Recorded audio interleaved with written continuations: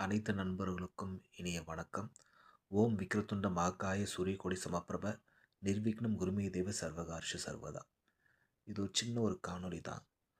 அதாவது பார்த்தீங்கன்னா, நிறைய பேர் ஜாதகம் ஜாதகம்னு சொல்லி நிறைய ஃப்ராடுத்தனம், சீட்டிங் அந்த மாதிரிலாம் நடக்குது. மோஸ்ட்லி வந்து பார்த்தீங்கன்னா, இப்போ ஒரு ஜாதகம் பார்க்குறாங்க 100, 200, 300, 400 அவங்களுடைய பொறுத்து சில பேர் வந்து 1000, 2000, 3000, 4000, 5000 அப்படி கூட வாங்குறாங்க. அவங்களுடைய அவங்களுடைய அ பிரபலத்த பொறுத்து. அவங்க ரொம்ப பிரபலமா இருந்தாங்கன்னா, அந்த மாரி தகுந்த மாரி காசு வாங்குவாங்க. ஆனால், இப்ப வந்து இந்த காலகட்டத்தில அப்பலாம் வந்து பார்த்தீங்கன்னா, சூரியன் உதயத்துக்கு அப்புறம், அதுக்கப்புறம் வந்து பார்த்தீங்கன்னா, சூரியன் முடியறதுக்கு வரைக்கும். அது வரைக்கும் தான் ஜாதகம் பார்க்கணும்னு அப்படி சொன்னாங்க. பட் இப்ப வந்து பார்த்தீங்கன்னா, அ ஃபாரின் கஸ்டமர், அந்த கஸ்டமர் இப்படி அப்படின்னு சொல்றதில, இஷ்டத்துக்கு எல்லாரும் பார்க்க ஆரம்பிச்சுடுறாங்க. அவங்கவங்களும் ஒரு ஒரு இது சொல்லிடுறாங்க. வியாபாரம் மாரி ஆகி போயிருது. இது ஒரு முக்கியமான ஒரு விஷயம் அப்படின்னும்போது. அது மட்டும் இல்லாம, நாடி ஜோசியம், பலவிதமான ஜோசியம், திருக்கணிதம், வாக்கிய பஞ்சாங்கம், சூரிய பஞ்சாங்கம் இந்த மாரி நெறைய இருக்கு. இதில ஒண்ணு ஒண்ணும் வந்து பார்த்தீங்கன்னா, அதிகபட்சம் 90% ஒரே மாரி இருந்தாலும், 10% வந்து ஒரு ஒரு கோட்பாடு வேற மாரி இருக்கும். எப்படி நம்பலாம் வந்து மனிதர்கள் ஒவ்வொரு நிறத்தில இருக்கிற மாரியும், ஒரு விதமான ஒவ்வொருத்தவங்க ஒரு டேஸ்ட் மாரி, அதே சில விஷயங்கள் கொஞ்சம் தான் இருக்கு. இதில முக்கியமா என்னன்னு பார்த்தீங்கன்னா வந்து, நெறைய பேர்லாம் வந்து பாஸ்ட்ட நம்பகிட்டேருந்தே கொஞ்சம் கொஞ்சம் வாங்கிடுவாங்க. அதுக்கப்புறம் இப்படிலாம் நடந்துச்சுமா, அப்பலாம் நடந்துச்சுமா சொல்லிட்டு.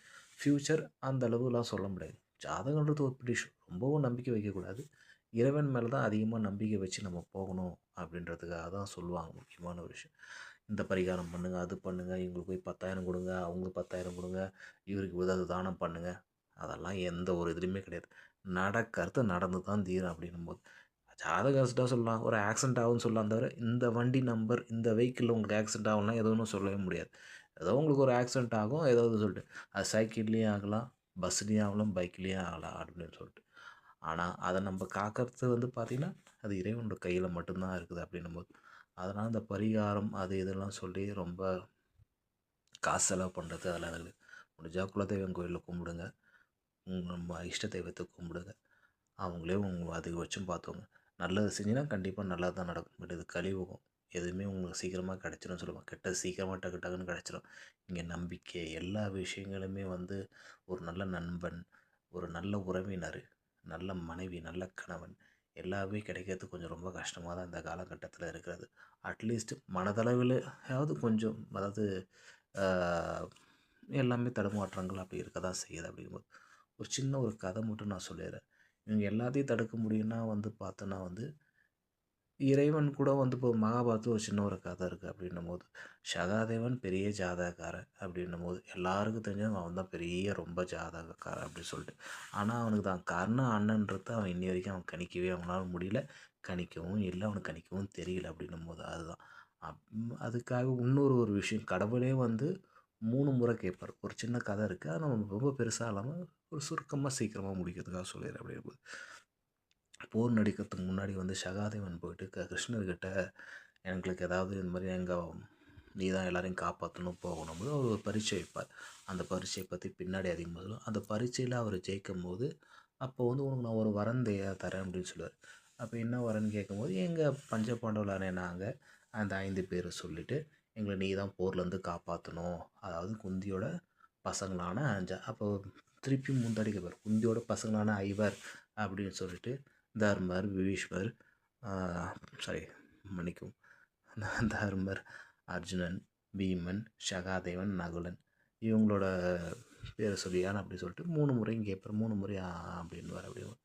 ஆனால் அதுக்கப்புறம் போரில் இவர் கர்ணன் இறக்கும்போது தான் தன்னுடைய அண்ணன் தெரியும்போது, ஆஹா நம்ம என்னதான் ஜாதகம் பார்த்து என்னதான் இது பண்ணி எவ்வளோ பேருக்கு நம்ம என்னதான் சொன்னாலும் சில விஷயங்கள் தடுக்க முடியும் சொன்னாலும் அதனால் அவங்க கர்மா அது கண்டிப்பாக நடக்கும். கண்டிப்பாக இது அப்படி அது கடவுளே வந்தாலும் கடவுளுக்கும் அப்படின்ற மாதிரி.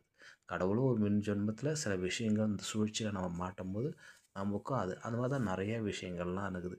ஜாம்பவான் வந்து ராமர் கூட சண்டை போடலை. ஆனால் அது கிருஷ்ணர் கூட சண்டை போட்டார். அது மாதிரி நிறைய ஒரு ஒரு அதாவது வந்து ஒவ்வொரு அவதாரம் வந்து அடுத்த அவதாரத்துக்கு கண்டினியூ பண்ணுவாங்க அப்படிங்கும்போது. அதே மாதிரி நம்ம முன்னாடி செஞ்ச பாவம் அது எல்லாமே நம்மளுக்கு நம்ம கரெக்டாக வந்துட்டு நான் அப்பா செஞ்சாங்க, எங்கள் தாத்தா அதெல்லாம் கிடையவே கிடையாது. நீங்கள் அங்கே தான் பொறக்கணும்னா அங்கே தான் பொறக்கணும் அப்படின்ற மாதிரி தான். சில விஷயங்கள் மாற்ற முடியாது அப்படின்னும்போது தன்னுடைய தாய் தந்தையர்கள் இப்படி தான் பிறக்கணும். அதே மாதிரி உங்களோட வரப்போகிற மனைவி 1000 பேர் லவ் பண்ணலாம், 100 பேர் லவ் பண்ணலாம், 1 பேர் லவ் பண்ணலாம். கல்யாணம் பிரார்த்தனை பண்ணால் தான் கல்யாணம் நடக்கும். அதே மாதிரி இந்த பொண்ணு அவள் தான் அப்படின்ற மாதிரி தான் இருக்கும் அப்படின்னு சில பேர் இவ்வளோ இது பண்ணுவாங்க, எங்கேயோ போய் முடியும். அதே மாதிரி தான் குழந்தைகள் அப்படிங்கும்போது நீங்கள் ஆண் பொண்ணு நீங்கள் என்ன தான் டெஸ்ட் டியூபு டைம் பார்த்து எடுத்தாலும் இது பார்த்தாலும் எத்தனை நாள் டைம் பார்ப்பீங்க, எத்தனை நாள் இது பண்ணுவீங்க. என்ன வேணாலும் எது வேணாலும் சுச்சுவேஷன் என்ன வேணால் ஆகலாம். சில பேர்லாம் சொல்லுவாங்க நான் இப்படி எக்ஸசைஸ் பண்ணேன், அப்படி எக்ஸசைஸ் பண்ணேன், நிறைய எல்லா விஷயங்களும் அதை பண்ணேன், ஆனால் கடைசியில் அவங்க சிசேரியனா முடியும் அப்படின்னும் போது அதெல்லாம் பல விஷயங்கள் விதி பலன் படி சில பேருங்க ஜாதகத்திலே வந்து பார்த்திங்கன்னா இப்படி இருக்கும் அப்படி இருக்கும்னு சொல்லிட்டு சொல்லுவாங்க. ஆனால் அது ஒன்றுமே நடக்காது. அவங்களுக்கு பூர்வ புண்ணிய பலன் ரொம்ப ஜாஸ்தியாக இருக்கும் அப்படின்னும் போது எல்லா ஜாதகக்காரனாலும் எல்லாமே கரெக்டாகவும் சொல்ல முடியாது. அதனால் பணத்தை அதிகமாக கொடுத்து ஏமாறுறதுங்க அப்படின்னும் போது நிறையா உங்கள் மரத்தடியில் அப்படியே 100 200ன்னு பார்ப்பாங்க. அவங்ககிட்ட பாருங்கள், ரொம்ப சாட்டிஸ்ஃபேக்ஷனாக பாருங்கள். இல்லையா அப்படின்னும் போது பாருங்கள், எல்லாமே முடிஞ்சிடும், எல்லாமே இது பண்ணிடும்னா இன்றைக்கி ஜாதகங்காரன் பெரிய இதுவாக இருப்பான், அவன் லாட்ரி சீக்கிரம் அப்படின்னு. அதனால் முடிஞ்ச அளவு உங்களோட தெரிஞ்சுங்க அப்படின்போது கொஞ்சம் சுதாரிச்சுக்கிங்க. இப்படிலாம் வரும் அப்படிலாம் வரும்னு சுதாரிச்சுங்க. அதுக்கு தகுந்த மாதிரி மனத்தை பக்குவமாக்கிங்க, அவ்வளோதான். நிறைய பேர்லாம் சொல்லுவாங்க, ஒருத்தனுக்கு ஒரு கல்யாணம் பிரச்சனையாச்சு, 2வது கல்யாணமும் பிரச்சனையாச்சு, 3வது கல்யாணமும் பிரச்சனையாச்சு, 4வது கல்யாணம் இதுவாகிடுச்சு. அதெல்லாம் கிடையாது கிடையாது. 4வது கல்யாணம் மட்டும் அவன் ஏன் கொஞ்சம் போயிட்டுருக்குன்னா அவனை 3 கல்யாணம் ஆகி பக்குவமாக இல்லாமல் தான் 4வது கல்யாணம் அப்படின்னு. அப்போ பொண்ணோ இல்லை பையனோ எப்படி பக்குவப்படுத்திட்டு வரணும் அப்படின்ற மாதிரி அந்த இது வந்து ஒரு வயசான உடனே ஒரு அந்த ஒரு பக்குவம் அந்த இது எல்லாமே வரும் அப்படிங்கும்போது அதனால் அதனால தான் சில பேர் என்ன சொல்லுவாங்க, கொஞ்சம் தள்ளி கல்யாணம் பண்ணுங்க அப்படின்ற மாதிரி சொல்லுவாங்க. சில தள்ளி கல்யாணம் பண்ணுற வரைக்கும் 3 வருஷம் 4 வருஷம் ஏதோ ஒரு பொண்ணு கூட மனசாலே வந்து குடும்பம் நடத்துவோம் அப்படின்ற மாதிரி இதுக்கும் சில கதைகள்லாம் இருக்குது. எனவே காலம் திரும்பி சின்ன சின்ன கதைகளோடு சின்ன சின்ன அன்புடன் கிருஷ்ணராஜகுரு. நன்றி.